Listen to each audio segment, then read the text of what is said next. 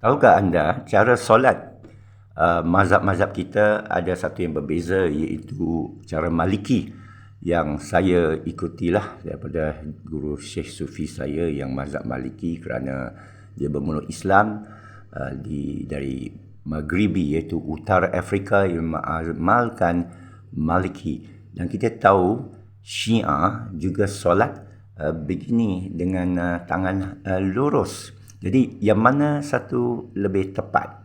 Bukankah mazhab Maliki meriwayatkan amal Madinah iaitu muamalah cara semua sahabat Nabi sepeninggalan Nabi SAW, dan kalau betul bila agaknya tangan itu diangkat naik ke dada seperti mana mazhab-mazhab lain lakukan sekarang dan anggap sebagai betul. Menurut Mufti Abu Lail dari London, saya terdengar dalam satu video ni, dia kata ini berlaku semasa konflik antara Ali dengan Muawiyah, di mana Muawiyah nak kenal siapa kalangan makmum dia atau orang dalam masjid adalah pengikut Ali, ialah suruh pengikut Muawiyah untuk angkat tangan, letak bawah dada atas perut, dan dengan sesiapa yang enggan lakukan boleh dikenali sebagai pengikut Ali atau Syiah. Ini adalah konflik yang menyedihkan dan kita tak tahu apa sebenarnya yang menyusupi dalam konflik politik tersebut ke dalam amalan kita.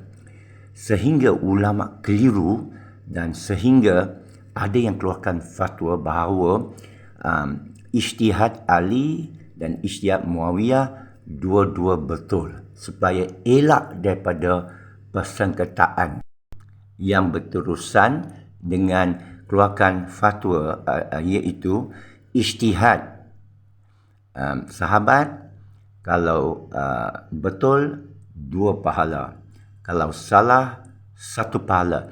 Ini antara perkara yang saya belajar semasa saya mula memeluk Islam lah tahun 1980. Cuma saya kongsi ini kerana hari ini umat kita kurang tahu tentang beberapa perkara. Ini penting kerana konflik Timur Tengah sekarang tanpa orang Iran Syiah boleh mati begitu saja kerana perjuangan PLO gagal. Yasser Arafat pernah berjumpa dengan Dr. Mahathir Mohamad, di mana Dr. Mahathir bertanya kepada Yasser Arafat, berapa lama kamu telah memerangi Israel? Dan Yasser Arafat kata 50 tahun. Dan Dr. Mahathir bertanya, apa yang anda lakukan?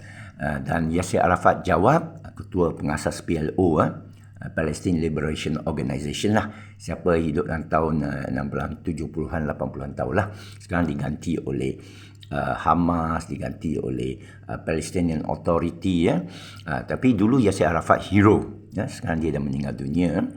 Jadi Yasser Arafat jawab pada soalan Mahathir itu segalanya. You namakan baling batu lah, tembak lah, letup diri lah, hijack lah, apa-apalah mereka cuba menganas.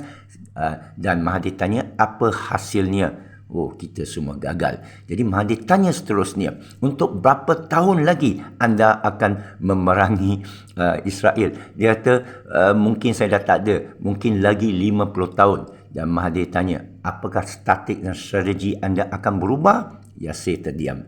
Kerana kalau taktik dan strategi anda tak ubah, maka hasil 50 tahun dulu yang tak ada apa-apa hasil akan ulangi dalam 50 tahun akan datang. Jadi saya kongsi ini sesuatu riwayat yang jarang kita dengar, tapi dari orang tua macam Apek ini teringat.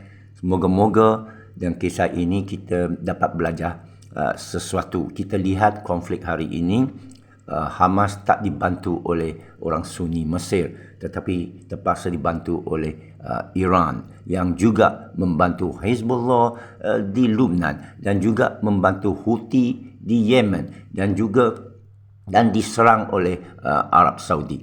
Dan juga semasa Iran mencapai akhir tahun 79, revolusi Islam Iran ambil alih daripada boneka CIA Amerika Syarikat iaitu Shah Iran, dijatuhkan, diganti oleh Imam Khomeini.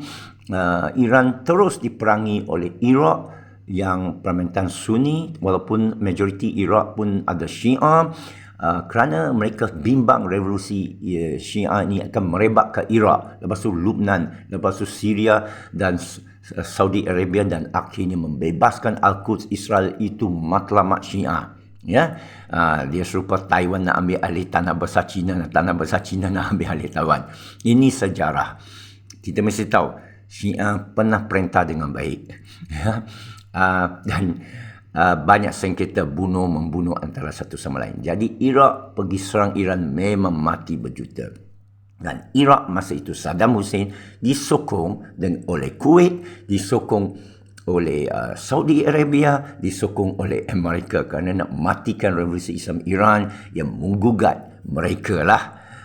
Tapi akhirnya bengang Saddam Hussein bila kalah dengan Iran. Kuwait pula tak tolong Iraq dalam ekonominya. Akhirnya Iraq serang Kuwait dan akhirnya dihapuskan oleh tentera Amerika bawah Bush pertama dan Bush kedua. Kesian sedih, tapi inilah sejarah. Semoga kita belajar dari sejarah, jangan ulangi sejarah. Jadi bila tengok orang Maliki apek solat dengan tangan lurus, teringatlah pasal kisah ini.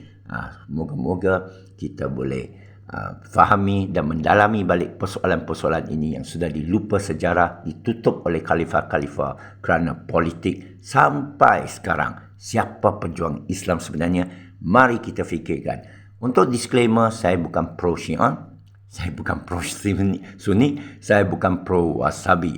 Saya pro Al-Madinah Rasulullah SAW yang Allah isytiharkan hari ini. Kami dah sempurnakan adin kamu Al-Madinah, dan di Al-Madinah ini diisytiharkan oleh Allah, antum khairutu ummah, awak sebaik-baik ummah. Jadi mari kita kembali kepada sebaik-baik ummah dengan izin Allah, dengan pertolongan Allah. Assalamualaikum.